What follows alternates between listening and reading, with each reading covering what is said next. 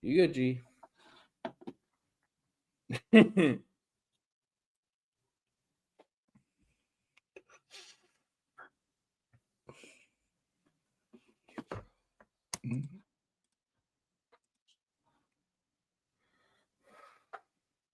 Oh, yeah. What's up, everybody? It's your boy, Riley Puddin' Peters. With me, as always, I've got the doctor, defensive backs, quality control coach, Preston Rowe. It's the Trash Talk Tailgate. It's rivalry week, one of the biggest weeks in college football, some of the most hyped games, heated exchanges. You know, if I had a nickel for every time a team fought over one team wanting to plant their flag on the other team's logo, I'd have 2 nickels, which isn't It's a lot, true. but it's weird that it happened twice. Exactly. Rivalry week, man. Absolutely. And you know, this rivalry week, it held up to the chaos, man. It held up to the chaos. I mean, there's nothing else to say besides what a slate of games, as always, but then just what performances from unexpected teams. I mean, you know, we're going to talk about performances from unexpected teams. You know, one off the rip here on Friday, Black Friday, the day after Thanksgiving. We got an absolute budget banger, one you weren't expecting, but there you found it. And that's Georgia versus Georgia Tech. Now, coming into this game, everyone was like, Georgia's going to dominate, multiple touchdown win. You know, Yeah. they're going to beat up on them. But here's the thing. And, you know, I don't know about you, but like people, when I was talking to people before the game, big game Ja Tech. All right. Yeah. Keep that in the back of your head. They're a giant slayer. This team will beat you if you're ranked. If you're ranked in the top 10, dude, they're going to come for your throat. And they did it. I mean, obviously, now that we're at the end of the season, it is way less impressive. But first game of the season, taking out number 10 Florida State in Dublin, and an absolute banger of a game. And then, of course, you know, a couple weeks ago, you have them upsetting Miami on their when Miami miraculous was in the run. top 5. Yeah, dude. When Miami's on this miraculous run looking for a national championship, Georgia Tech, the Yellow Jackets, the Yellow Upsetters, it's insane, dude. And Haynes King, man. Haynes King is a baller. I mean, look at the numbers, 26 for 36, threw for 303 and 2 touchdowns. Just to put this in context, this isn't a throwing quarterback. This isn't a throwing offense. This is a quarterback. This is a run the ball kind of offense. Yes. Got to figure out how to get that soundboard over here. We'll work on that. Oh, but so he threw for 303 and 2 touchdowns. He ran for 110 and 3 touchdowns. I mean, yeah. I mean, that's insane numbers, followed by Jamal Haynes, their, you know, electric running back. He had 13 carries for 91 yards, but he broke a big 44 one in the middle there that you know looked great. But yeah. One thing, and you know, I've watched a lot of Georgia Tech this season for some reason. I just, you know, happened to catch a good bit of Georgia Tech games, and their receiving core, like Eric Singleton Jr., who led them, is a relatively talented wide receiver. Malik Rutherford is a relatively talented wide receiver, but their wide receiving core doesn't see a lot, doesn't get the ball a lot because, like I said, this is a running offense. And I think one thing that really impressed me is just the amount of people that stepped up for Georgia Tech in the receiving category. I mean, you know, 26 catches overall, 9 guys getting nods for that. And you know, for the most part, everyone showing up and catching it. That was massive for Georgia Tech, dude. Like every time they wanted to take a shot to take advantage of the play action of potential they could set up from all that running, they caught it, and that was something that was really, I mean, it was nice to see for them because that was big. Yeah. I mean, dude, like you didn't even talk about it, bro. Georgia Tech, they get out to a 17-0 lead at halftime on the road in Athens. And I think people are like, oh shit, like, can Georgia Tech actually do this? But you knew Georgia was going to make a run. They're too talented not to make a run. Yeah, for sure. I mean, it was, but like you said, man, Haynes King, you could tell he was hurt. He was banged up, and he just gave everything he had. He gave Georgia everything that they could handle. And even when Georgia started to respond and started scoring, Georgia Tech would answer, and they'd start scoring, Georgia, they forced overtime. I mean, Riley, you talked about it. I mean, you were like, oh, a lot of people thought that Georgia would just kind of roll Georgia Tech. That's the amazing, beautiful thing about rivalry week. Yeah. You can't assume anything. You throw everything out. This is a week of just pure, unadulterated hatred and passion. Yeah. I mean, listen, this is a week of pure, unadulterated hatred. And this game right here is good old-fashioned clean hate. Yep. Clean, old-fashioned hate. Yeah, sorry. Clean, old-fashioned hate. Yep. This is Haynes Keen's touchdown from the first half. I mean, listen, this wasn't a high-scoring affair. And, well, all right. The regular time wasn't a high-scoring affair. No.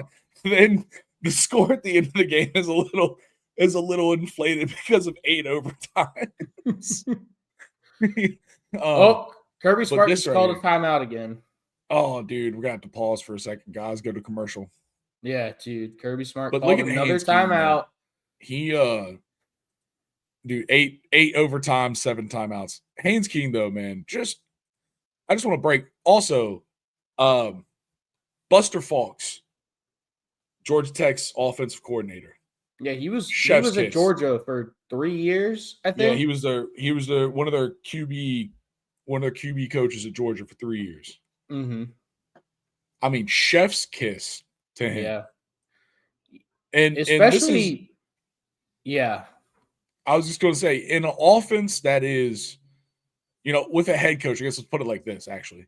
With a head coach that is so run-focused, being able to scheme up the way they did for this game, it was very impressive. Yeah. Well, I mean, it was a huge advantage for Georgia Tech because if you've been in that program, and obviously Kirby's been there the whole time, how they play certain things. How they're going to fit things up in the run game. Yeah. So you're able to take advantage of that. And it always, especially in the first half, it seemed like Georgia Tech was just always one step ahead of Georgia. They knew what to expect. They knew what was coming. Literally, look at this play. It's like this touchdown. I mean, I've played about 1,000 times here, but this touchdown is exactly that, man. Mm-hmm. They knew what they were going to get from Georgia, and you can tell because this play call is perfect. Yeah. I mean, the aggressiveness from the Georgia defense is one of their trademarks, man. We talk about it. We've talked about it. For as long as the Trash Talk Tailgate has existed, this has been a fact. Mm-hmm. And it's amazing in most scenarios, but against a team like Georgia Tech that makes you think every single snap, this is the kind of stuff that happens. Boom, everyone bites on the running back for some reason. When Haynes King is their rusher, dude, that is their running back. People talked about Lamar Jackson being a running back, not a quarterback when he was at Louisville. Dude, Haynes King is actually a running back. He just happens to throw the ball every once in a while. It's true. And when he does it for 300 yards, apparently. I don't know. That's still insane to me, man. I mean, this was a beautiful touchdown too. 38 seconds left at half, man. You got to make a play. Oh, yeah. Haynes King. Just throw it out to the flat. and then just he jumps and makes sure that ball's in. Yeah. And that's an incredible play, dude. That's a huge play. You know, we're gonna have some touchdowns today that we're gonna talk about where you get guys that are just doing this right here, making sure this is a touchdown. Let's not leave this up to review. You know, let's make sure as soon as they play this one back, everyone knows what's up. Yeah. And when you got 38 seconds left until you're about to go to halftime against Georgia, I mean, that's the kind of stuff you got to do. I will say this. So Georgia Tech, they lost all their DBs in this game. It got to the point where they were gonna have to start just getting people from the stands to come play DB for them. Like it was bad. Dude, literally, I think they were asking Georgia fans to to see how fast they were, you know? Yeah. Like, and so hey, you want to switch schools? I thought Georgia Tech played their ass off, dude. They played their heart out. And Brent Key, he wore that on his sleeve, you know, talking to Kirby Smart after the game. That was a long, emotional, like, you know, coach's handshake. Yeah. Like that was crazy. But I thought the one thing I thought Georgia Tech screwed up, and this is, I mean, hindsight's always 2020, but I said when it happened, you should go for two. So when Georgia scores in the first overtime, they score a touchdown, and they kick the extra point. Georgia Tech, they get the ball, they score a touchdown. Because you're on the road and you're incredibly overmatched in terms of talent and a depth perspective. Like you played your ass off up to that point, but you have no depth in your secondary. Like all your guys are hurt. You have to go for two there. Like you just if you just have one play to potentially end the game and get out of there with a win, you take that. You know? Yeah, no, I definitely I get it, man. I'm glad he didn't. I mean, I wish they would have won, but dude, it was fucking crazy to watch.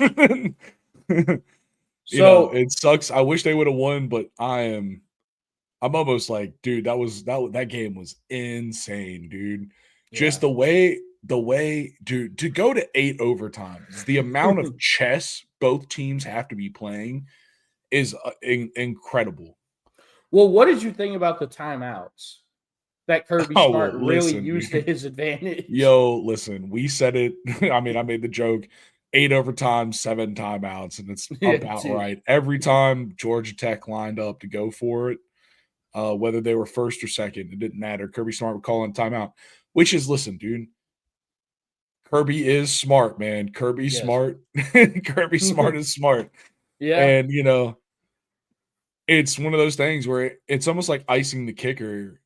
And you know, did it really have an effect? Did it really not? I mean, there was a whole lot of makes and misses in 8 overtime. So, you know, the numbers are kind of out on whether it worked that well, but he did it and it was annoying. Yeah, it's just one of those where you're just like, what is this? What is happening?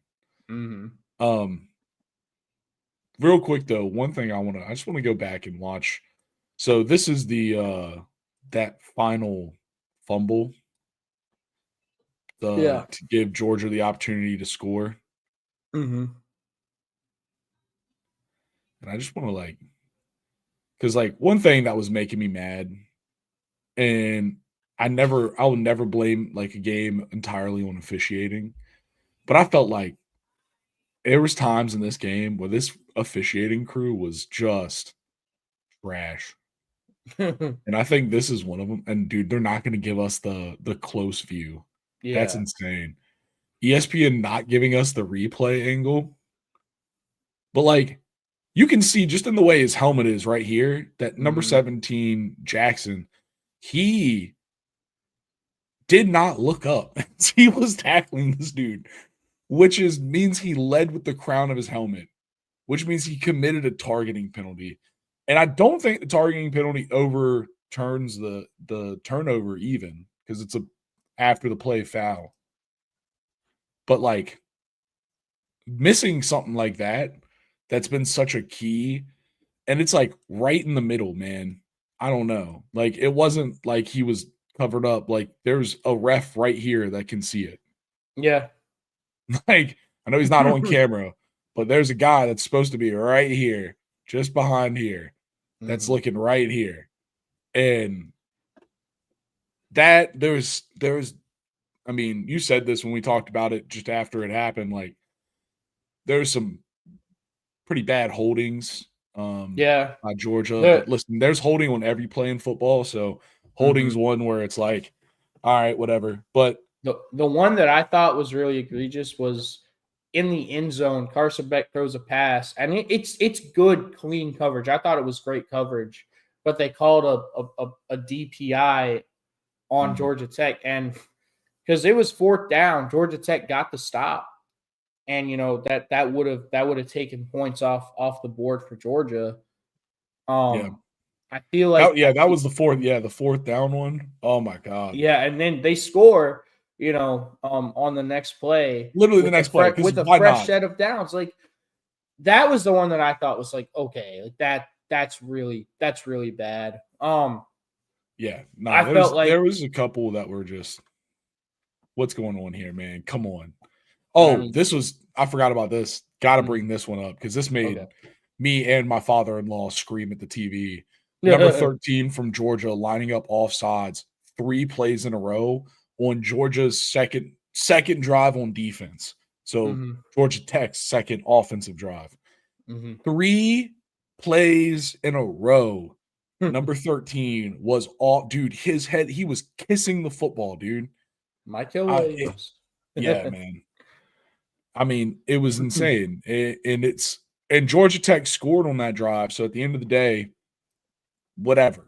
But shit like that being missed consistently is just, it's not good for the sport, dude. No, it doesn't make fans happy.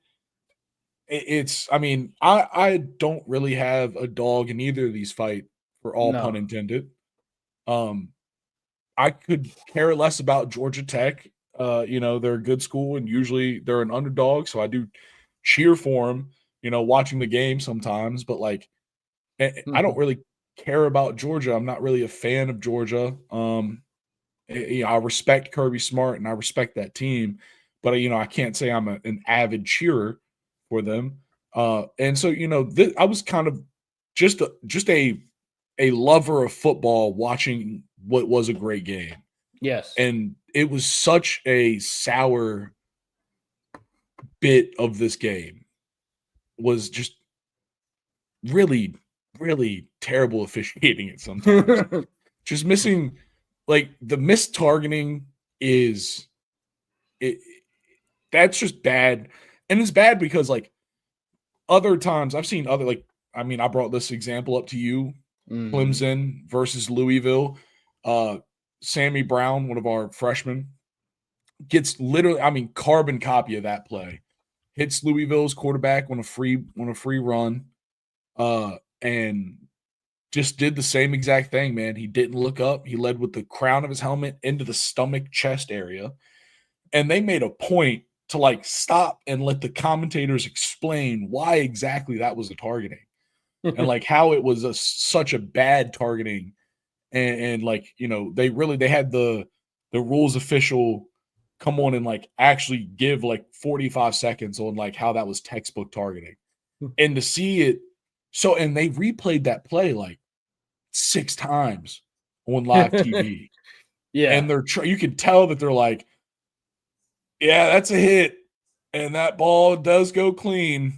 Oh, wow. Like someone's trying, like, because you can tell the commentator, the announcing crew, they're not really supposed to be like, oh, they missed that call. What a terrible guys.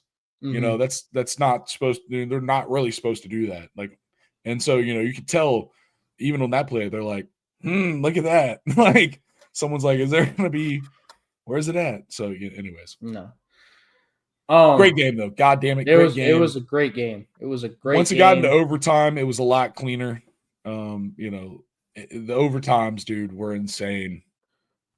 No, the overtime was just frustrating because of all the fucking commercial breaks and the timeouts.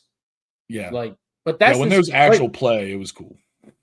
Yeah, like you said, Kirby, he's really smart.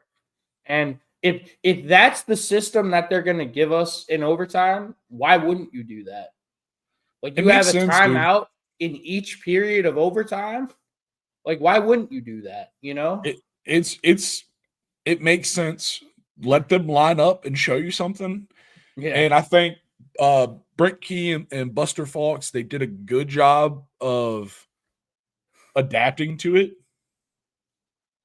I think one thing I saw after after like the third overtime, and I kind of saw it, like from there on, I was trying to watch and see what what they were doing to counter that, like whether they were coming back and lining up into a different formation.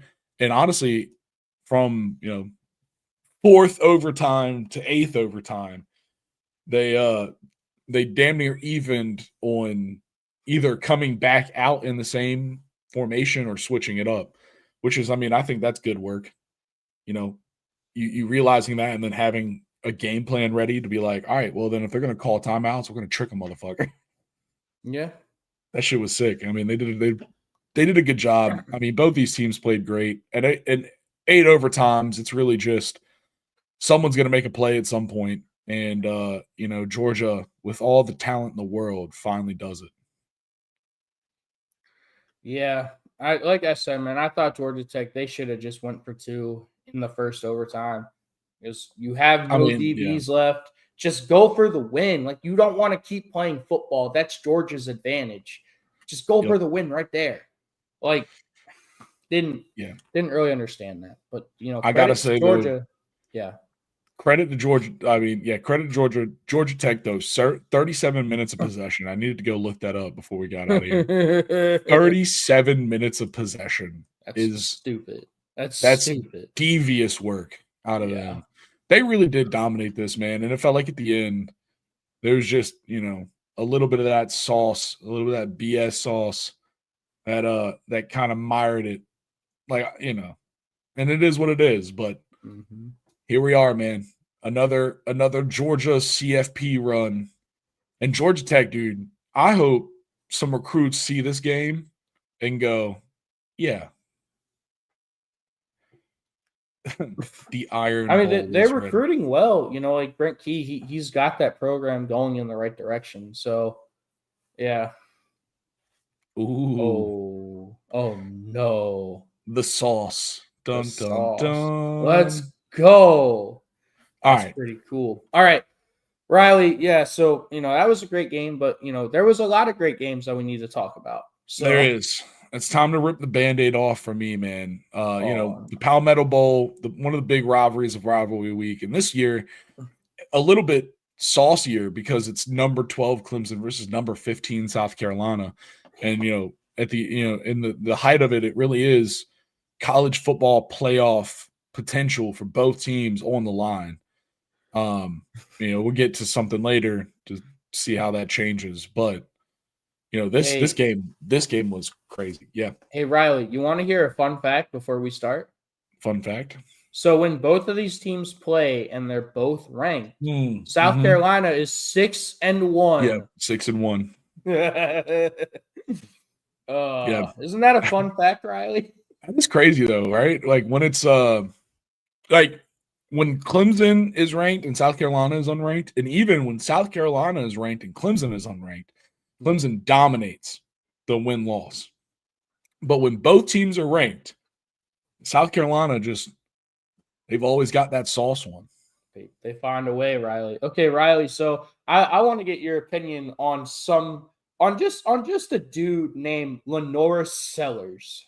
Yeah, man. The dude is magic. Takes last night. The dude is magic, man. I'll say this. I mean, a freshman, true freshman, Florence, South Carolina. He will be a first-round draft pick. Put that on me. I don't know. Big TTT take. I'll sit that though. The man is magic. And here's the thing that was killing me all night long. is this dude. I mean, just here's a little bit of it, man. He reads the pocket so well. He scrambles well. Gets out of there. You know, that's the second. That was essentially the walk-off touchdown. He's got another one. Yeah, here's the other one. This one is the one with the saucy finish. Ooh, the saucy finish. Yeah. And hearing what you're seeing, almost all of these highlights, dude, we sent 5. And and they get there, man. Our 4 got there. We were sending 5 a lot. Our 4 were getting there. The problem was this dude is dangerous in the pocket, man. And every time he would break that first round of sacks, he's now no one there to tackle him for 20 yards. You know, that's exactly. just, and that's, I mean, he went 16 carries for 166 yards and 2 touchdowns.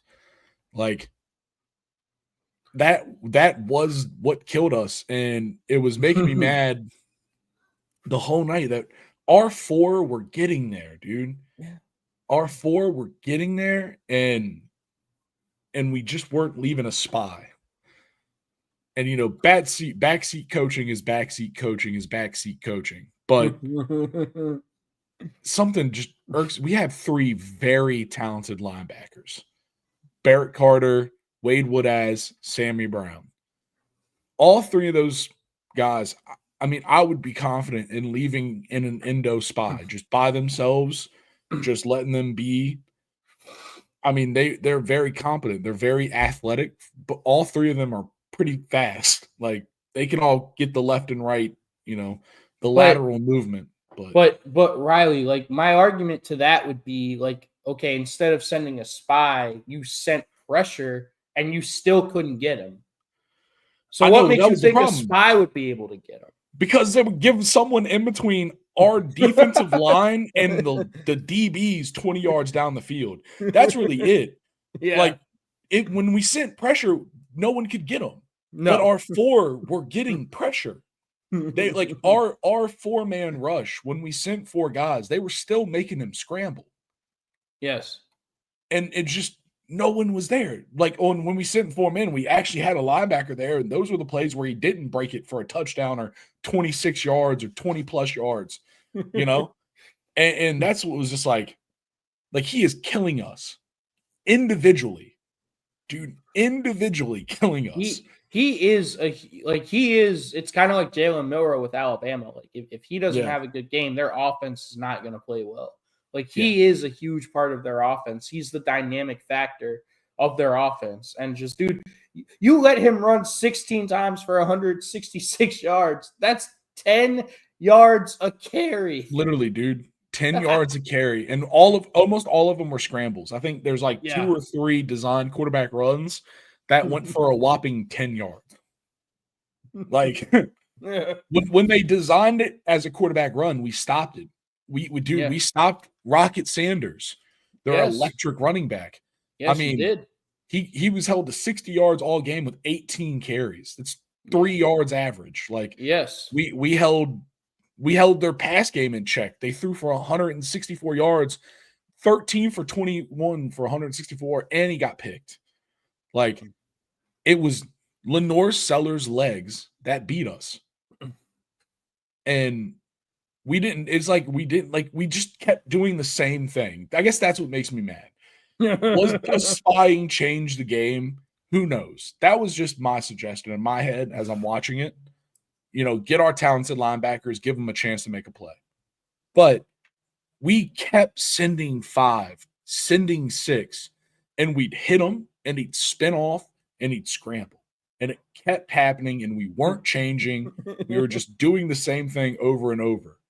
And that was what was pissing me off.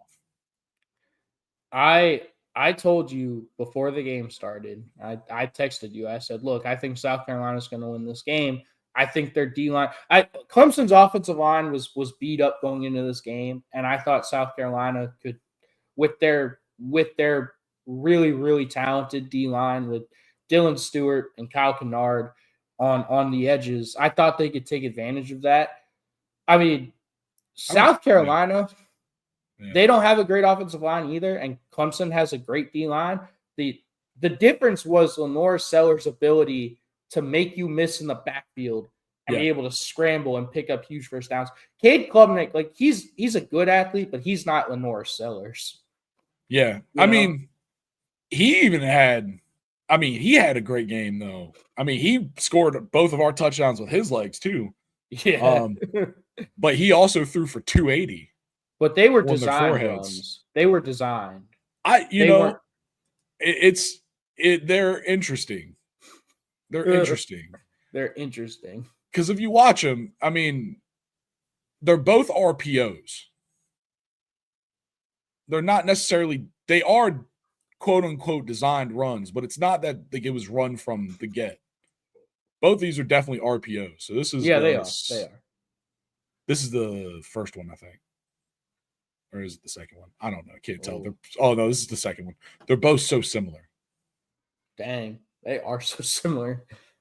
I didn't get a chance to. I got a chance to watch some of this game, not the entire game. Yeah. So this is the first one. Yeah, this is the first one. Okay. This one might be. Draw. Yeah, that's definitely a quarterback draw. But the other one's definitely an RP because you can tell that he thought about throwing it initially. Mm-hmm. Yes. You can tell he checked his gun. But this one was definitely a draw. But they're very similar plays, dude. Yeah. I mean, this one's 13 yards. The other one was 18. And he just does the same thing both times and reads it. And so it's like, but we were, dude, the deep passes, this one right here, Bryant Wesco. He had a huge game. Him and TJ Moore, both of y'all stud true freshmen. They both had really solid games. Yeah. From the 4-yard line, we need a play. Oh, I did see this. Yeah, this was insane. Yeah. Out of your own end zone. Dude, out of our own end zone. And this is one thing that made me mad too. We were picking on this DB in particular. Mm-hmm. I can't remember what his last name is. Number 20 right here. Yeah. Who is not their best one. Collier, that's right. Swain is the good one. Yes. So Swain we were is, Swain's talent. So we were picking on Collier in the beginning. And Wesco makes 2 big plays. Moore makes 1 big play on Collier early in the game. And that gives Cade Klubnik this confidence. And then they stop throwing it towards Collier and start throwing it towards Swain, going for Wesco specifically. And it was like, that's when, the passers weren't collecting because we were going like Swain is, I mean, he's a talent. He's different than Collier for sure. Yeah. And that was kind of one thing I was like, all right, come on, let's target the dude. Let's go to the other guy. Let's quit throwing it at this dude. And thank God that didn't cost us, but this was so Riley.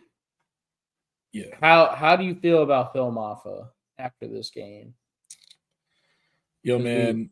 I haven't seen the play yet. Oh, here we go. You told me what it was. Yeah. Honestly, I got to watch it again, and it's, I mean, it's a little less on Phil Maffa than I heartbreakingly remembered initially, but okay. It's interesting. So here's it. Let's see. We get the pressure. Mm-hmm. Klubnik's out. Throws us across the body. Oh. And just Phil Maffa just doesn't have the turnaround to get to it. Like I feel like that's on Klubnik. Like you have to throw that ball out and away. Yeah, you got to throw that behind. You have to lead him. Yeah. That's just a bad throw. He dirts it. But it does hit Phil Maffa in the hands. It doesn't look like it from that angle, but when they replay it, it does hit him in the hand. But it doesn't help. I mean, it's not that different. Yeah.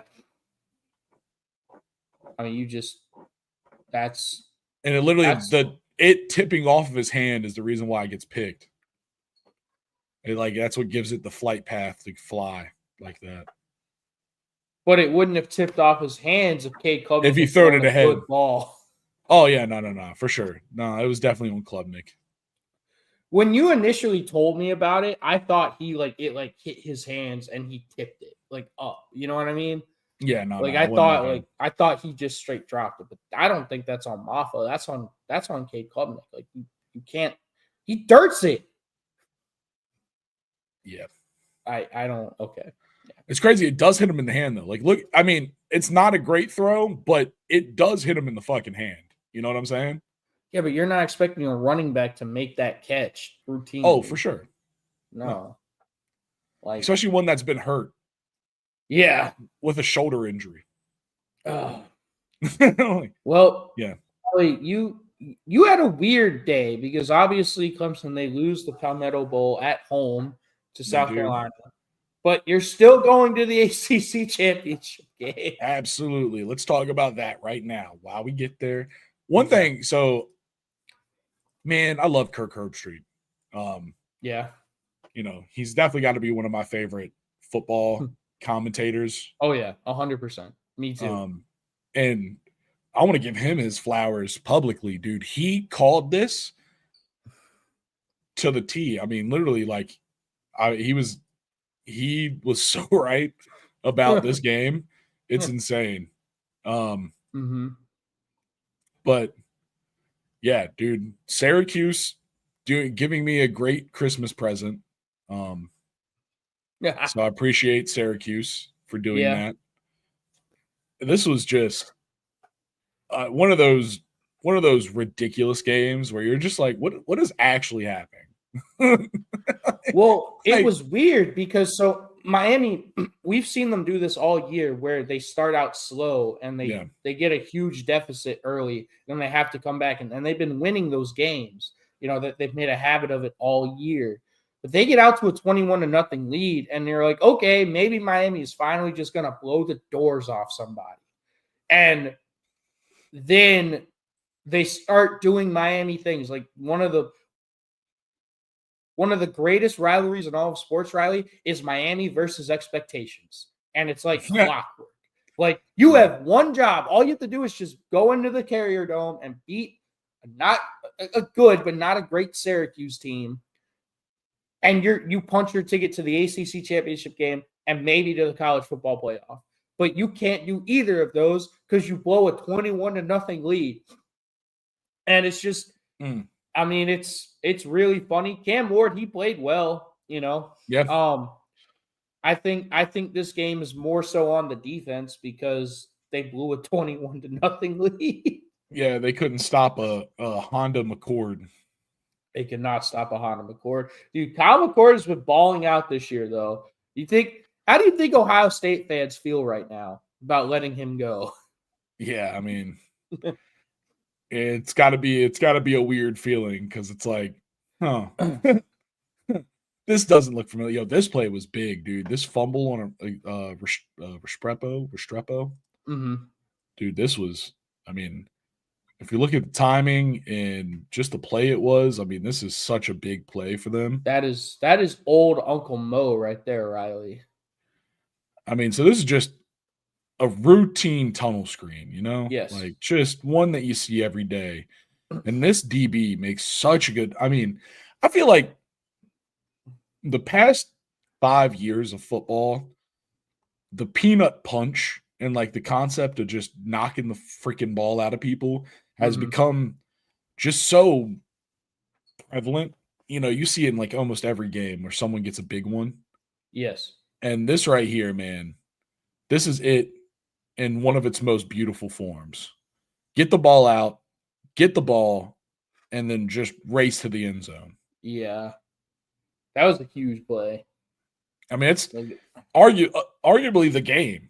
I mean, when you look at the final score and, you know, what happens, I mean, sure, Miami scores again. They had to go do it again. But, like, the momentum from that is just, I mean, they were able to ride that all the way to the end.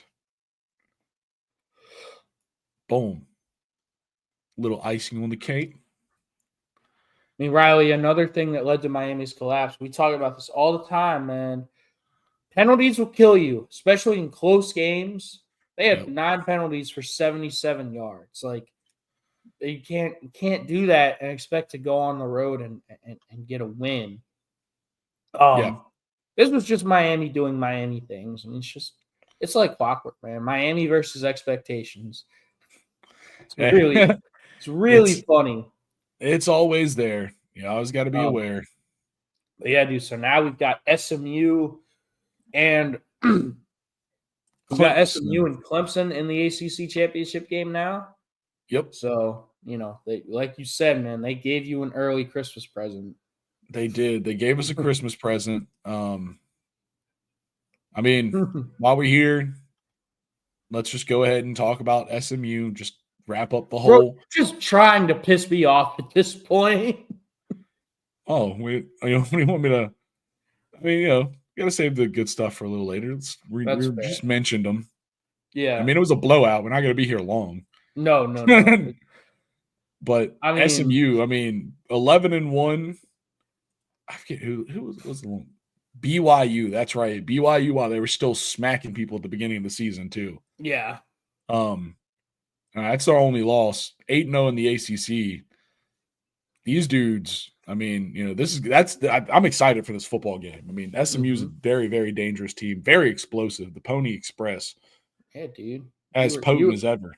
You were talking about potentially going to this game, and I was like, what the fuck? But yeah, I mean, this is gonna be a good game, I feel. I really don't. I mean, they won 38-6. What else do you have to say besides they executed? Cal's not a great team. SMU is a very good team. They didn't even play their starters for that long because they know what's on the wake in front of them. It's cool because I think we're seeing in college football there's a growing trend of teams not being as motivated some weeks. SMU, they had their ticket punched to the ACC championship game coming into this game. Like, no matter what happened, they were going. Yeah. And it was good to see them, still be motivated. Oh, you see the stat line right there? Yeah. 5 stacks, 16 tackles for loss. That's huge. I mean, SMU, they're talented, but like I was saying, I think it was good to see them, just still be motivated and still play well in a quote unquote meaningless football game. Dude, they played well, executed their seconds. Dude, Preston Stone, their backup quarterback, 4 for 4 for 75 yards and a touchdown. Like they came out and they played pretty good football consistently on all levels, all around. And, there's just not much to say, man. This SMU team knows how to execute. They know how to play football. They're a good squad. 11-1, 8-0 in the conference. You got to respect it. And, I'm excited to see how they match up with Clemson. And I think it's definitely going to be one of those games where everybody's like, oh, wow, that's an unexpected banger for sure. All right. Yeah, no, it's the ACC championship game. They're always bangers. All right, Riley. Do we want to talk about the huge game now? All right, let's go. Let's do it. If you were here to see what our thumbnail was about, then it's time. It's time. The game. Yeah. Don't put an M in it. Or in this case, do put an M in it. I mean, dude, Ohio State versus Michigan, the game, whatever you want to call it, whatever it is. This was such an ugly game. But Michigan does it, dude. And Riley, that was the only way Michigan was going to have a prayer to win this game. Was if they made it an ugly game. And give credit to Michigan. Dude, they had 62 yards passing. They had 62 yards passing. Yeah. And they went into Columbus, into the horseshoe, and won this game. They had 235 yards of total offense. Like, I was about to say, they didn't really do much better running the ball either. So. No, they didn't.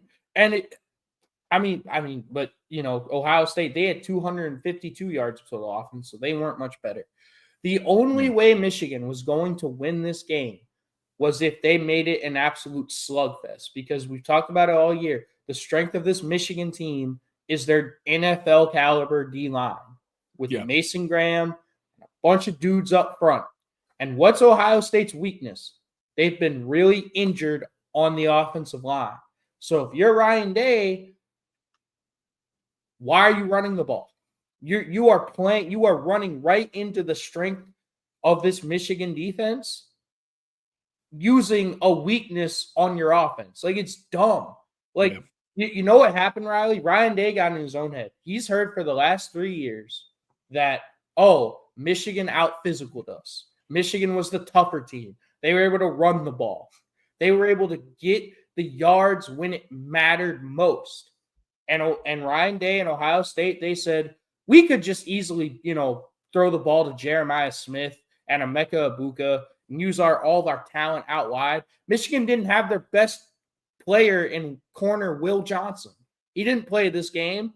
So who's going to stop Jeremiah Smith? Who's going to stop Emeka Egbuka? But Ryan Day said, nah, fuck that. I want to prove a point instead of trying to win a football game. Instead of just hitting the easy button in Jeremiah Smith, we're going to run the ball into the teeth of Michigan's defense, into the strength of their defense. This was dumb. And you played right into their hands. The only chance Michigan had was to make this an ugly, ugly football game. Just an absolute slugfest. Because that's what they've had to do all year to win football games. And Ryan Day played right into their heads, right into their hands. He was in his head the whole game. And now, dude, Ohio State fans are pissed. I'm pissed at Ryan Day because this was a game you had to win. And you blew it by being dumb. You blew it by being fucking dumb. I mean, dude, they just, bro, is it a coincidence that when they throw to Jeremiah Smith, they score a touchdown? Is that dude, that was their only touchdown is when they threw it to Jeremiah Smith. Yeah. But they're like, nah, we're not going to do that. And then, Quinshon Judkins, he did have a couple of, 10-yard runs, 15-yard runs, but that was when they went to the perimeter. That was when they were running stretch plays to the outside. They were like, nah, we don't want to do that anymore. Let's run up the A-gaps where our offensive line is beat to hell. It didn't make any sense, bro. Credit to Michigan. They did what they had to do to win this game. But Ohio State blew this game. And then the other thing is, so you get your ass kicked at home, and you just lost this game for the 4th straight year in a row, which is insane to me. And then you want to fight them when they try to plant a flag. Motherfucker, you got your ass kicked. Get the fuck off the field. You showed more fight in a fucking post-game fight than you did during the game. You want to know how you stop them from planting the flag, Riley? Win the game. Win the damn game. That's 100%, dude. 100%. Especially when you're supposed to beat them by touchdowns. Not points, touchdowns. Point favorites. Yeah, dude. And you lost. You scored 10 points. I mean, dude, that's insane. The post-game brawl is absolutely spectacular work by Ohio State. And Ryan Day does nothing. He does nothing. He's not even there. I mean, he's already in the locker room crying at this point. No, dude, he was on the sideline just standing there watching it happen. Yeah.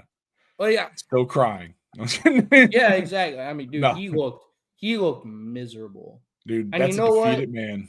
I mean, Ohio State blew this game. They blew this game. They did, man. They did. And, let's not let Will Howard escape for this one. He went 19 of 33 for 175, a touchdown and 2 interceptions. Yeah. The times that they did dial up the passing game, he did not make it smart for them. I mean, he made it pretty costly and ineffective. And you're right, man. I mean, this game was just an absolute coaching masterclass of how to choke the game that your fans want you to win. Yeah. You can beat every team except for Oregon that comes in your way, but the only game that your fan base cares about, because that's the reality of being Yes. a Michigan coach, being Ohio State coach. Dude, Michigan's head coach who's had a rough year. I mean, a rough year as a head coach is now, I mean, he just doused any flame under his hot seat. Oh, yeah. I mean, he is now, they're going to be cool with him for at least another year, give him a chance. Also, they got a lot of talent coming in, so you got to give him a little bit of love. Oh, but, yeah. Bryce Underwood. But Ryan Day is his seat just got red hot. I mean, it was already hot because they're insane in Columbus, but like, I don't blame them now because the argument against firing Ryan Day, which is what Ohio State fans have said for years now, they're like, fire Ryan Day. The argument against it was the fact that all of his losses were to top 5 teams. There's no shame in that. Like, he lost to Oregon, he lost to Alabama in the national championship game, he lost to Georgia in the semifinal, and he's lost to top 5 Michigan teams the last 3 years. And the last one went on to win the national championship. The Natties. But against teams that he's supposed to beat, he blows them out. Like, he's undefeated against teams that you are just more talented and better than. This was not the case. This Michigan team was down their best defensive player and their best offensive weapon in tight end Colson Lovell. And they're 6-5 coming into this game. 6-5. And you're at home. You're 20-point favorites. So now in the horseshoe. And I mean, bro, if you just get your athletes in space, Emeka Ibuka, Jeremiah Smith, throw screens to Travion Henderson, like Carnell Tate, you should win this game fairly easily. Now it becomes a question of, is it a legit like mental block? Like, you just freeze up against Michigan. Like, when you see maize and blue in your nightmares and you shit yourself, Like, I think Ryan Day does. I think you just nailed his life, dude. I mean, my man's receiving death threats like he's coaching for Pablo Escobar. Yeah, it's insane, dude. He looked like a dead man on that stand. He did. Does he actually get fired for this, man? I don't think he gets fired. I think he might resign. Yeah, I mean, because it's pretty real at this point, dude. The heat on him is real, and it's crazy because they're still a 10-2 team. Exactly. And I think, I mean, at this point, is his job relying on a national championship? Oh, that's what Ohio State fans are saying. I mean, I don't see them winning it. If you can't beat this dog shit Michigan team, like. Well, I mean, we just said, besides Oregon, they've beaten everyone else that stepped up. Exactly, but if it's just a mental block, I know, but it is a mental block. I was gonna say, what if Michigan really is a mental block? Yeah. What if Ryan Day just can't beat Michigan? But what if he goes out and wins a national championship? It would be weird because I feel like Ohio State fans would still want him fired. That's exactly the point I'm trying to make. Is like, does that satisfy Ohio State fans winning national championships but not beating Michigan? And I think that right there, that sentence and that sentiment is what makes rivalry week so beautiful. Yeah. I mean, Riley, think about this. Like, so it's reported, obviously we're not for sure, but this has been pretty reported pretty regularly. Ohio State has a $20 million roster this year. All their players that they retained from the NFL going pro last year and brought in through the transfer portal.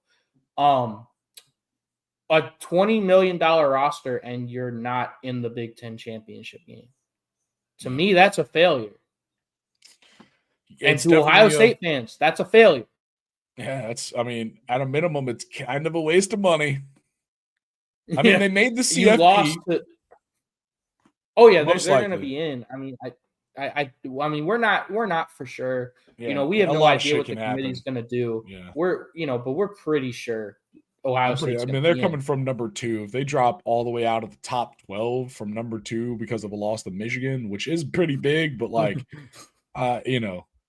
they've done some decent work throughout the season. Some other big teams lost, so yeah.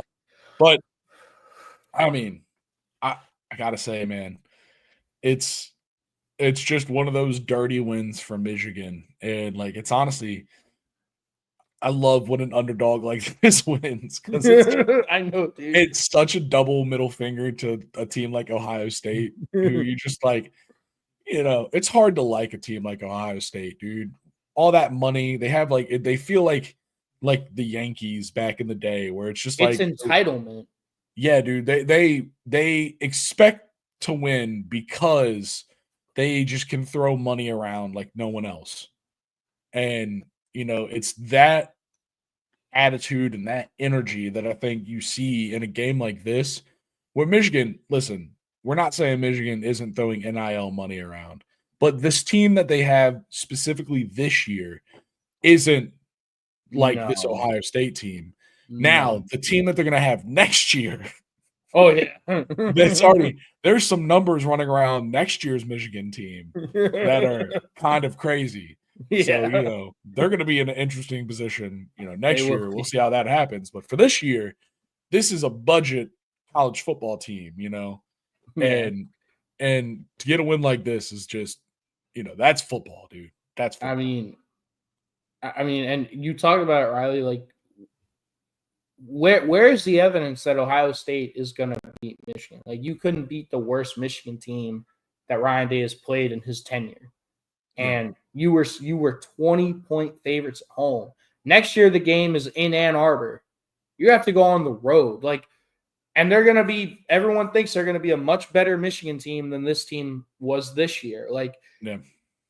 I mean, bro, just to show you how enraged Ohio State fans are, I'm seeing Ohio State fans saying they'd much rather go 8-4 and beat Michigan than go 11-1 with a loss to Michigan.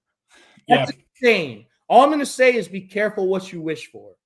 Dude, seriously, be careful. I mean, but they're gonna go pick up Matt Eberflus. Not that he's available. They're gonna let him just take over. I mean, but seriously, Riley, like, you asked me what if I think they're gonna fire him. I think he might legit resign, because people don't think about this as a coach. Like, you have to live there. Yeah. Like they'll see you around town in Columbus, and Columbus is a massive city. They all know who he is. And the pressure and the amount of tension that's going to be on him and his family. Yeah. Do you want to deal with that? Yeah, it's a lot, dude. It's a mental toll. That's like one of the biggest things about being a coach is the mental toll you have when stuff like this happens, because people get irrationally angry at sports and stuff like this. And there's so much emotion around it where it's like, did you see the quote? This was before he lost his 4th straight game to Michigan.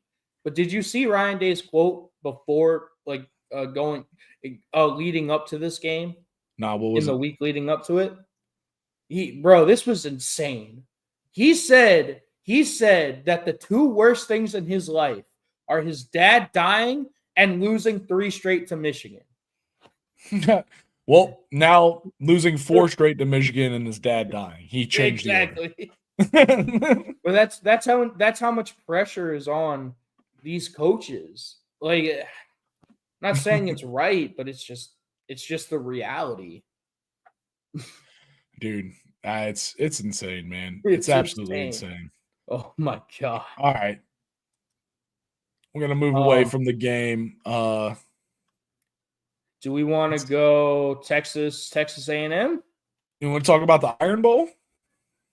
I can talk about the Iron Bowl. Yeah. I mean, I think we give the people a little bit of love on the Iron Bowl, and then we hit Texas A&M, and then we just blitz through all of the absolute butt kickings that were left. Nah, motherfucker. We're talking about Virginia Tech UVA. Oh, okay. Yeah, that's true. Yeah. Okay. Neither one's in the 25, so they're not sitting on the homepage like they should. This was a great game. Yeah. What's excited about this game? Oh, dude, I was there. The TTT was there for this game. The TTT went to the Iron Bowl. Yeah. You're going to see a video later, so please watch it, dude. It's going to be, I mean, listen, EP Jazzy and Dr. Preston hit Alabama like a tornado in Tuscaloosa. Yeah, And dude. we got video evidence, and we're gonna show you. It was awesome. I've never been to Tuscaloosa. I've heard things about it, and let me just say, they were not wrong. The things I heard. But anyway, we're not going to get into that. But this was a great game day atmosphere. I've always wanted to go to the Iron Bowl, and we were able to make that happen. Riley was on vacation, so he could not go. But we will. But the TTT is not done road tripping. We'll have more about that later. Absolutely. Yeah, dude. So we talked to a bunch of fans. The atmosphere was great. People gave us their food. They let us join their tailgate. It was awesome. We just asked some crazy Alabama and Auburn fans their thoughts on the game. I thought Auburn had a good chance to potentially pull this upset because I thought they could run the ball really well. And yeah, there you go, big dog. You are not wrong. Oh, motherfucker. Dude. I mean, Riley, we heard some insane takes. I can only imagine, dude. Yeah, dude. One dude said to drop they should bench Jalen Milroe. You mean the guy that's been literally your entire offense the whole year? You're literally everything. I mean, you want to bench 17 carries for 100 yards and 3 touchdowns? Yeah, dude. Go ahead, man. Go ahead. Yeah, dude. I mean, I wouldn't do it. I mean, it's crazy. It's ridiculous. While you're at it, go ahead and make Ryan Williams transfer out. Go ahead and do that too. I mean, dude, I know. I'm pretty sure every school in the country would take a Ryan Williams. Dude, Nick Saban, Dabo Sweeney would take Ryan Williams. He would. I don't know, dude. He hates. There's one person. Portal. There's one. Yeah, no, that Ryan Williams would open the transfer portal for Clemson, dude. That's just the caliber of player we're talking about. Yeah, dude, he's. But yeah, he's 17, by the way. I know, right? I know, dude. What were you doing when you were 17? Not that. No, not that, dude. I was not carving up SEC secondaries like sliced bread, dude. Like that's crazy. But I thought Auburn had a good chance. I told fans I thought they'd have a good chance to win this game. I know it would be tough, but I thought they might be able to run the ball. But Alabama, they just came out and they punched Auburn in the mouth. And Alabama, they didn't play a clean game. They turned the ball over a lot. They lost the turnover battle, which is insane. I mean, dude, they had 4 turnovers, and Auburn had 2 really costly turnovers. They were driving to make it a 1-score game, and they turned the ball over, right as they were getting close to the end zone when they were in the red zone. And it just, I mean, dude, credit to Alabama, man. I mean, they found a way to win. And that's just kind of been the story of this Alabama team lately. They just find ways to win. Let's talk about some rivalry action, man. The classic brawl on the sideline. There's nothing more Iron Bowl than a fight. Yep. Dude, there was a lot of fights. I almost used a picture from this as the thumbnail for the Iron Bowl. And there just wasn't a super great angle that really got them in the middle of a fight. It's just kind of an angry Alabama player. And I was like, it's less cool. I wish I like there was no good photos of like that. Mm-hmm. There was something sick. Dude, by the way, 8 handled him. That looked like oh my God, who was it? Oh man. Cortland Finnegan and Andre Johnson. Thank you. I was killing myself. I was like, that looked like that kind of fight where he just slung him down and started hitting him in the head. Yeah, but yeah, man, Alabama, you're right, dude. This was a sloppy game out of Alabama. Mm-hmm. 4 turnovers. You can't be happy about that. But at the same time, their defense stepped up, dude. Auburn was 4 of 12 on 3rd down. That's one of our favorite stats to talk about. 33%. When on the flip side, Alabama went 12 for 18. Yeah. It's hard to win. dude. It's very hard to win like high level football games, high impact football games when that's what's happening to you. It's a lot to ask when your offense continues to stall out and go 3 and out and is not able to sustain drives. It's a lot to ask of your defense to try and keep kind of holding them, raise the entire team up and not break, because if your defense needs a rest, man, they can't be out on the field the entire game. Like eventually 36 minutes and 35 seconds yeah, dude. Against Alabama. Yeah, that's not a recipe for success. Auburn, their offense, they kind of shit the bed. I mean, just they couldn't sustain drives on offense. They put up yards, but they put up yards, but with no effect, and that's the stuff that really hurts. I mean, 24 first downs, but you're 4 for 12. So that means when the sauce is in the pot and the meal's almost made, you're burning it. You're burning it, dude. That's just not. That's infuriating football to play. Yes, that's the kind of stuff that ruins momentum and morale long term, not just here. But good news for Auburn is they don't got to play any more games. No, they're not going bowling. They're not going bowling. They ain't got nothing to it. What they also want to bring up is how Alabama's the devil. You know how I know Alabama's the devil? How? 6 penalties for 66 yards down here. Oh, no. I didn't even see that. That's powerful. That's really powerful. That's really powerful, dude. But, dude, 36 minutes of possession compared to 23. Once again, one of my favorite sentences, that's devious work. That is devious work. Yeah. The turnovers, they almost didn't matter.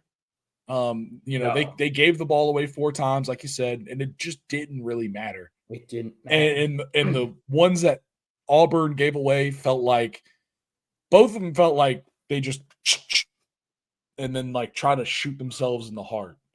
Like they just shotgun to the heart, both of them. And so, when that's what's happening, man, you're not going to win. You're not going to go in Bryant-Denny and beat Alabama. It doesn't matter if they're number 13, 9 or 8-3 going into the game, or if they're 10-1, or if they're freaking 5-7. Whatever it is, dude. Bryant-Denny, throw them out. Alabama. You throw everything out, dude. Yeah. It's rivalry week. It's rivalry week, and you're not going to go in Bryant-Denny and beat Alabama playing weak. Not scoring when you have a chance, leaving points on the board. You're not going to beat anybody like that.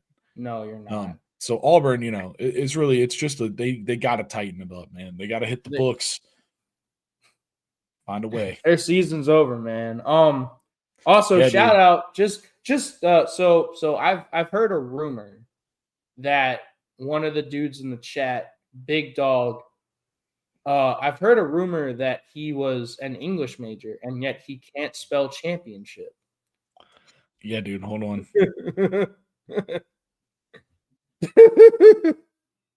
Championship. I love a championship. Yeah, dude, I love a championship, dude. Maybe this is the time to say it, Riley. Do you want to announce it now or do you want to wait? I think, listen, dude, there's no better time than ever. Exactly. Or no better time than now. Listen, folks, hey, December 7th, a day that's going to live in infamy. Why? Because the Trash Talk Tailgate is hitting Atlanta, Georgia for the SEC Championship. It's championship. The TTT is hitting Atlanta, Georgia for the national, the national championship. National championship is also in Atlanta. So who knows? Maybe. We'll see. The TTT is hitting Atlanta, Georgia for the SEC championship. And it's going to be a great time. It's going to be a great time. Everybody, I hope y'all are just hearing that announcement. I hope someone gets excited as we are for this. This is going to be a big, big chance. We're gonna get out there and we're gonna talk to the folks. Obviously, it's now it's kind of been decided. We're gonna have Georgia versus Texas while we're there. Yeah, We'll go we'll ahead talk and about click into that this. game. I'm What a gonna go ahead great and click segue. into it. This was a great Yeah. segue. But Yeah. Georgia versus Texas, the SEC championship. The Horns TTTs, down versus barking at children. Let's go. Yo, man. The absolute, the pride of Austin versus the pride of a quarter mile coming close to you. Georgia versus Texas. I'm very excited that this is the kind of game that we're going to get to be in the presence of. And, these are two fan bases that are pretty rowdy and, have a lot very to say. toxic, some would say.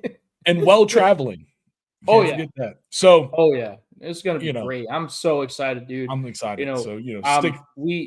We thought about it. We debated about it, where we wanted to go for an event like this. And it seemed like a no-brainer, dude. The SEC championship game.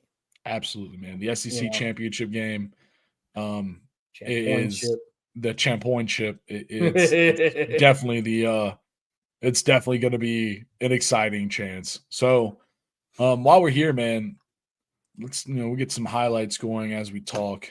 So this is a huge rivalry game that has been on a 13-year hiatus because Texas was a little bitch and decided to stop playing after Texas A&M went to the SEC. But the game is back. Now both teams are in the SEC, and the SEC was like, no, you guys are fucking playing.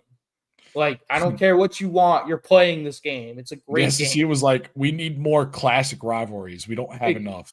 Exactly. And yeah, man. And it was crazy. It was sick because this was winner to the championship game. Yep. And both these teams, man, solid seasons. I mean, Texas A&M kind of slouched towards the end. They started, I guess, kind of wonky, and then lost to a Notre Dame, but then bounced back incredibly strong until the kind of the very end. But Texas, dude, Texas has looked good since the get-go, and they've obviously they got one loss. Look at Arch Manning. God, what a beautiful kid. I know, too. He's such a good quarterback. It's like he's got a family. He's got the genes for the quarterback position. It's weird. Yeah, dude. Oh man, look at that catch. I know. This was a great game, dude. This really was. I mean, it wasn't obviously not a high scoring affair when you're looking at the final score, but yeah, it felt like both teams, they definitely wanted this, man. This was a battle. And Texas A&M, at the end of the day, they were just outmatched, I think. They were. They couldn't do anything on offense. They really struggled offensively. And I think that's a credit to Texas, that they lost two really great NFL defensive linemen last year in Byron Murphy and Tavondre Sweat, who are both balling out in the NFL right now. But it's kind of like the Alabama and more recently the Georgia teams on the D-line. Like they've just reloaded, and they still have NFL dudes. And they got that dude. They have that dude in the crowd. They could go get him. He could go start right now. Oh, yeah, dude. Look at that dude. But they just shut down this Texas A&M offense. I mean, they had 248 yards of total offense. Like that's in today's modern college football. That's pretty, especially for Texas A&M, who that's pretty bad. They were 4 of 11 on third down. They were 0 of 3 on third down. They couldn't sustain anything. They couldn't get any off. I mean, dude, their only touchdown was a defensive score. So they shut out offensively, and that's a credit to Texas. This was an ugly, low scoring game, but it kind of felt like Texas was just always in control. You never really got the sense that A&M was going to be able to do anything offensively. Boom. Look at that, man. Just A&M,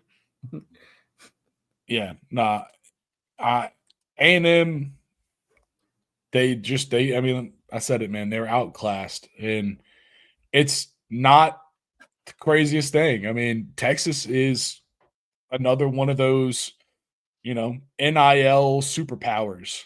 That team down there in Austin, they've got a lot of support. Yep.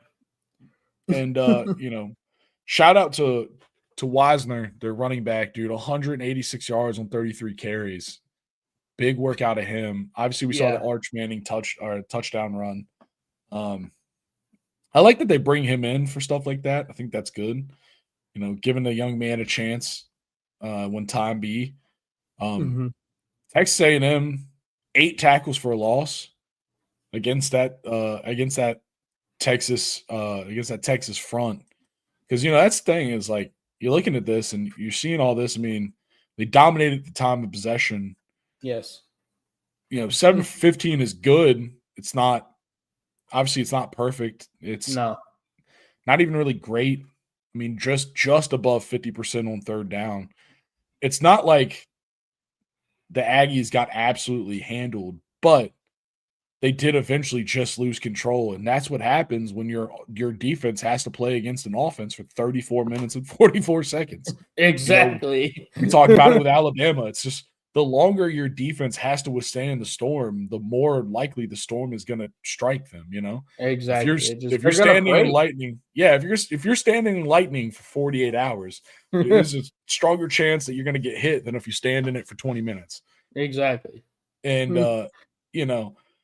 it's one of those things where Texas is a pretty well coached team. I mean, look, Sark is the only coach to try to get his players away from the logo.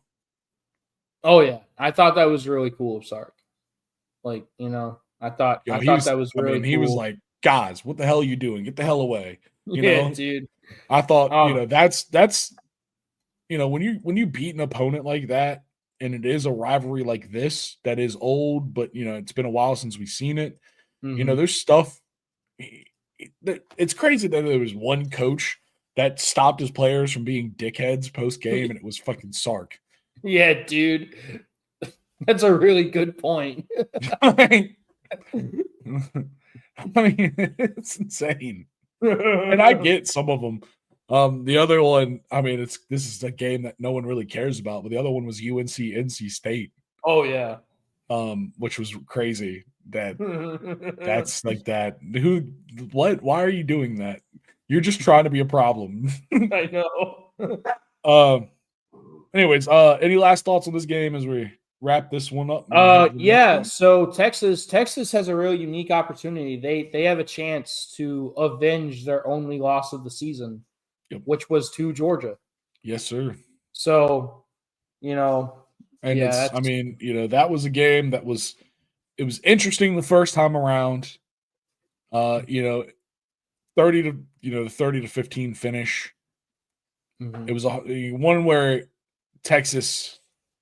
It's the only time Texas seemed like they lost control, right? Yeah.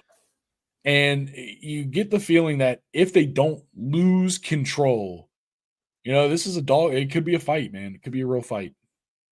Yeah, I'm not going to pick that game yet. I have no idea who's going to win it, but absolutely, it's going to be a banger, and we're going to be there, Riley. We're going to be there. Yeah, and Riley will be there. He's not going to be on vacation anymore. This one was planned. Planned. Dude. Yeah, the other one was not. Yeah, so we gotta talk about. We're gonna talk about one last. Dickheads, Riley. You talked about coaches who are dickheads. Yeah. You want to talk about Lincoln Riley? Oh, I was going to talk about this one.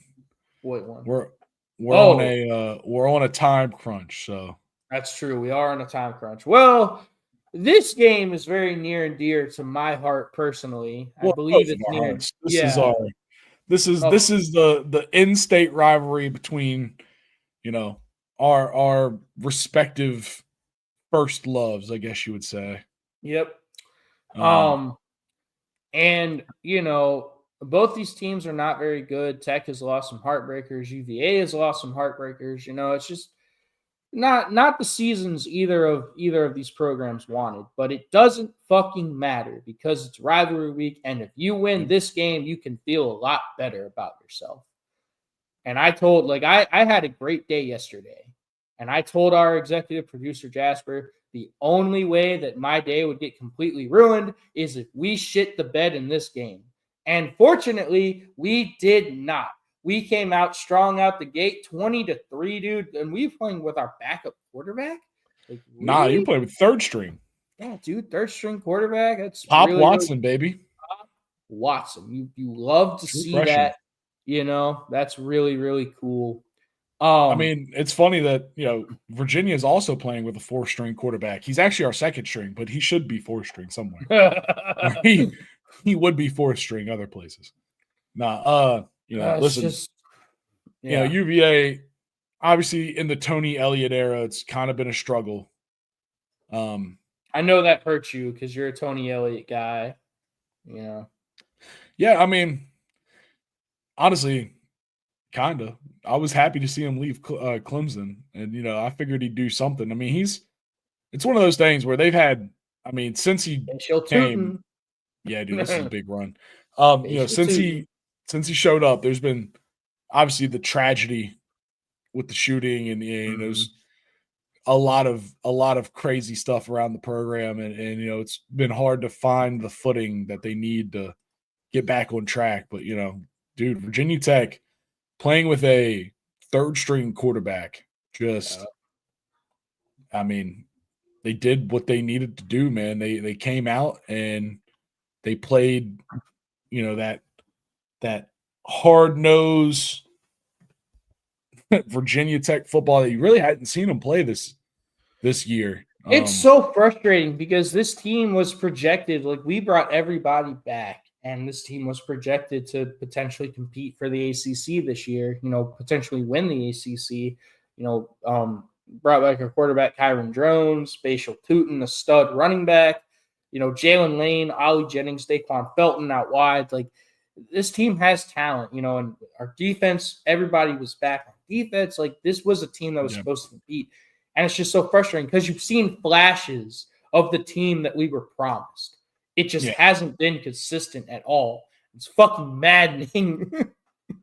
I feel it, dude.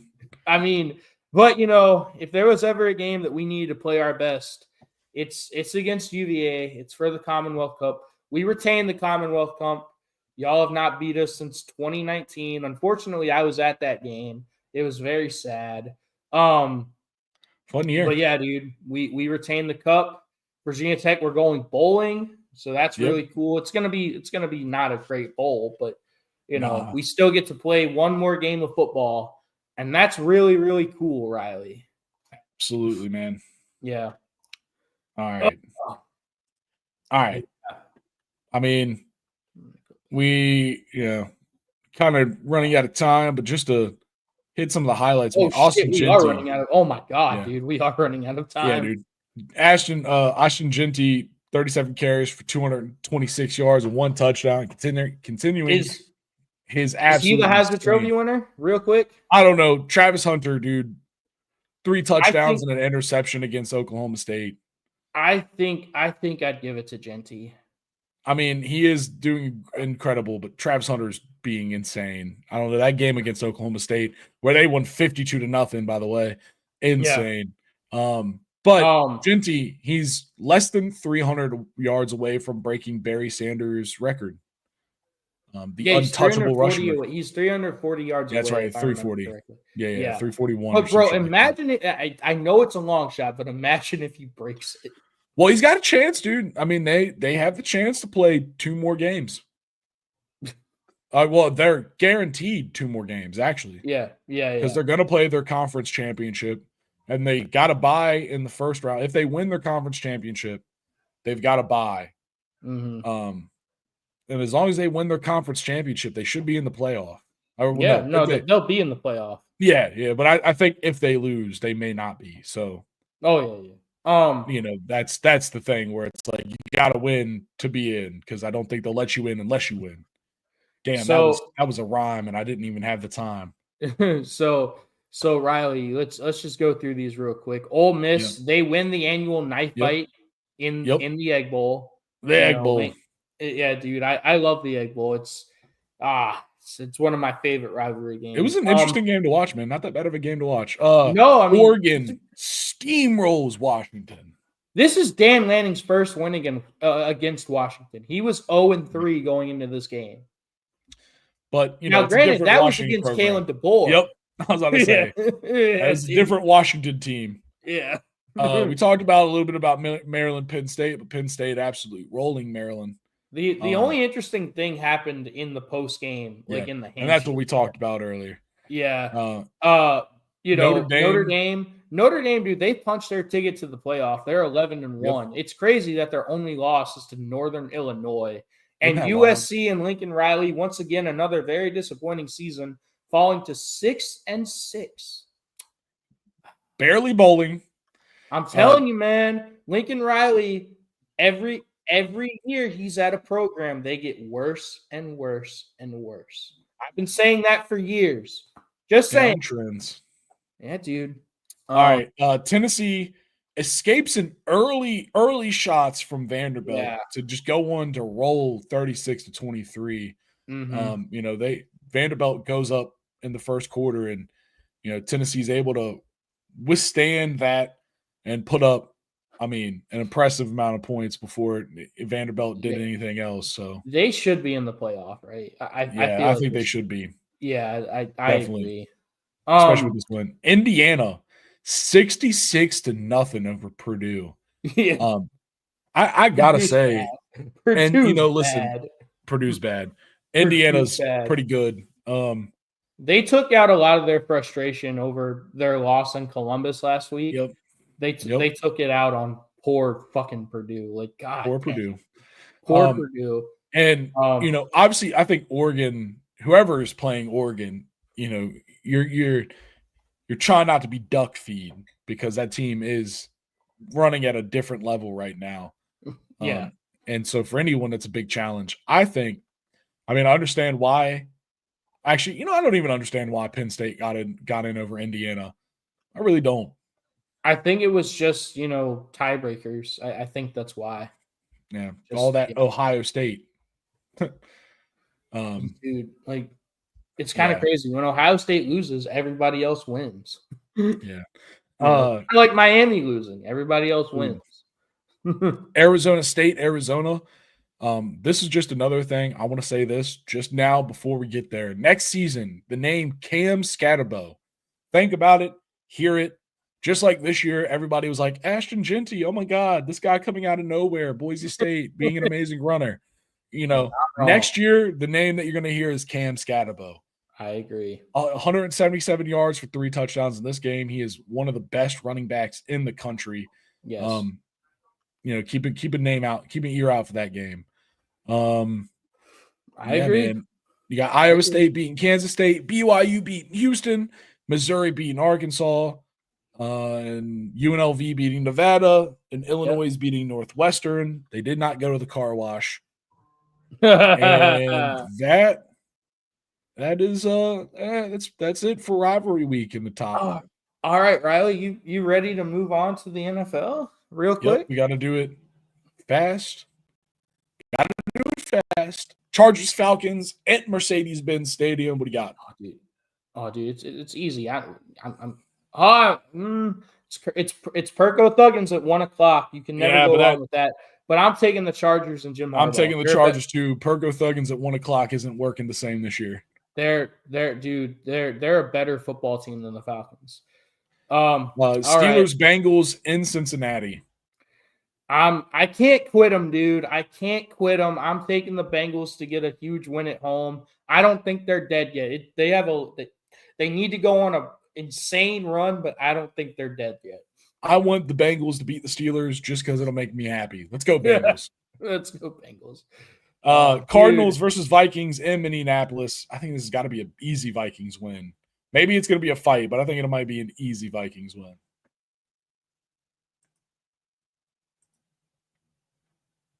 Oh, no. When they lose games, they have no business losing. I can't get a beat on this team, so I'm just going to say the Cardinals go in there and win. Heck yeah. Colts at Patriots, kind of a toilet bowl. I don't even know. I'm going to go with Patriots. It's at home, Foxborough, Gillette Stadium. Let's go with the Patriots. Both these teams are bad, but the Patriots have shown life with Drake May.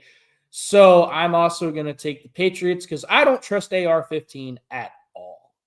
So Seahawks at the Jets, MetLife Stadium. I mean, I think Geno Smith and the Seahawks, they're going to walk 3-1 away. Yeah, I think that's the team to watch here. I'm going to take the Seahawks. Give me the Seahawks to go in there. The Jets This is are going to be the fucking game the Jets win. By the way, the first game that I don't pick the Jets is a meme. It's going to be the game that they win. That's true. Fact. You're not wrong. But I'm picking the Seahawks. All right, Titans at Commanders, Northwest Stadium, Landover, Maryland. Listen, dude. I'm going to go with my Commanders. Obviously, we lost 2 games in a row. The Titans are coming in. They're coming off of a win, but overall, kind of a disappointing season. We can't let 3 in a row happen. We got to tighten it up. But I think after last week, obviously not what we want, but we're looking a little better. I think it's time. We don't have Austin Eckler, though. He is on IR now. You cut Emmanuel Forbes, which I think is hilarious. Truly. Anyway, I'm a firm believer, Riley. I've been saying it for a while now. The Cliff Kingsbury curse is real. He just finds a way to blow it down the stretch of every single football season. I'm taking the Titans. Give me the Titans. All right, we got the Texans versus the Jaguars in Jacksonville, Everbank Stadium. I mean, we have the return of Trevor Lawrence for the Jaguars. He's been out for a few weeks with a shoulder injury. Yep. Does that change their luck? Probably not. I think the Texans are probably going to keep rolling, man. This team looks pretty good. Obviously, their only woes are really when they don't have the players to catch the balls from CJ Stroud. Yeah, the Jags are not a good team. They're not a well-constructed team. I've been saying that for a few years. Give me the Texans. It's going to be a get-right game for them. All right, we got the Rams at the Saints in the Superdome. This is an interesting matchup. Only because the Saints recently having life kind of brought back into them. With the Rams looking just iffy in the past few weeks. Obviously, they got their people back, but, it just sometimes it clicks and sometimes it doesn't. And it's honestly a hard pick. I'm going to go with the Saints at home, though, man. Late in the season. I'm going to go with the Rams. I think the Rams, I think they're going to click this game. I don't really know what the Saints are doing as a franchise. Like, I just don't really understand it. They've got talent. I really like their talent. It's just I don't think they're very well run right now. Give me the Rams. I like the Rams to get right. Buccaneers, Panthers. I mean, this is a crazy game. I'm going to go with the Buccaneers. I'm going to go with the Bucs too, dude. Baker is cooking. Baker is cooking this year. All right. They get Mike Evans back. Baker's cooking. Give me the game of the week. Ooh. We've got Eagles, Ravens, M&T Bank. I mean, I don't know, man. I think I got to take the Ravens at home. M&T Bank's just such a hard place to play. And I think it's going to show up for this matchup. And if there's a team, this is going to be a battle of running backs at the end of the day. And King Henry, I think he's king for a reason. I like the Eagles. I don't trust the Ravens secondary, which is crazy to say, by the way. Like, I don't trust the Ravens secondary at all this year. And the Eagles have Jalen Hurts balling out, A.J. Brown, Devontae Smith, Dallas Goedert. Like, they've got so many weapons outside. I like the Eagles and, obviously Saquon. They're going to run the ball with Saquon. And I like the Eagles to go in there and get a huge win. They're playing on fire right now. All right, we got 49ers and the Bills. I mean, I want the upset, man. 49ers, give them to me. They're a team that's finally starting to get its pieces back together. So, maybe they take advantage. I'm going to take the Bills. The Bills are at home. I just think there's something off with this Niners team. I think, a rough beginning of the season messing up the momentum. I think the Super Bowl loss hangover plus all the injuries in the offseason going into this year, I think it's just something's off with this team. I like the Bills at home. Wow, first play of the game for the Tennessee Titans, a false start. Love it. All right. Feel pretty good about my pick. That's it. Dude. This is a great one, folks. Thank you for tuning in. Please stick around. Hey, we got a video dropping today. Check it out, please. Oh yeah, check it out. Awesome. Subscribe, like. Riley hasn't even seen it yet. Dude, I haven't. And I believe it's going to be one of the best ever. Check it out. But for this one, we got to get out of here, y'all. Peace. Yep. Let's go.